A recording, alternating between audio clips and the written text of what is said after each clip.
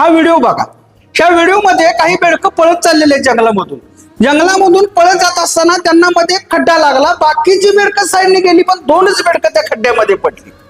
2 बेडकं खड्ड्यामध्ये पडल्यानंतर बाकीची बेडकं ही खड्ड्याच्या भोवती जमा झाली त्यांना बघण्यासाठी की वर कशी येत आहेत.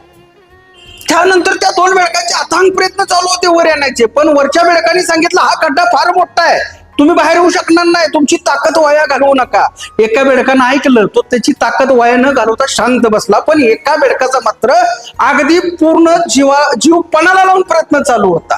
वरचे ओरडत होते नको ताकद वाया घालू, नको तू प्रयत्न करू, तू येऊ शकणार नाही, तुझ्याकडनं होणारच नाही. अशा बऱ्याच घटना त्याला बोलल्या गेल्या. पण त्या बेडकानं त्याचे प्रयत्न सोडले नाही. एका क्षणाला तो त्या खड्ड्यातून अपसूक बाहेर पडला. त्याचा प्रयत्न फळाला. ज्या वेळेला तो बेडूक त्या खड्ड्यातून वर आला त्यावेळेला बाकीची सगळी बेडकं अगदी आश्चर्यचकित झाली. कारण सांगतो, कारण तो बेडूक हा भैरव होता.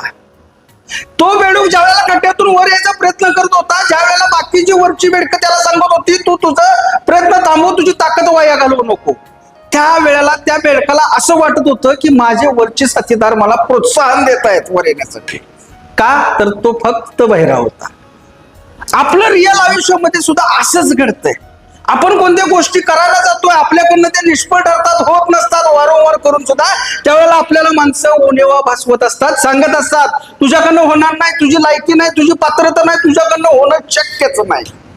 त्या वेळेला मात्र ह्या बेडकासारखं भैरव होणं फार गरजेचं आहे.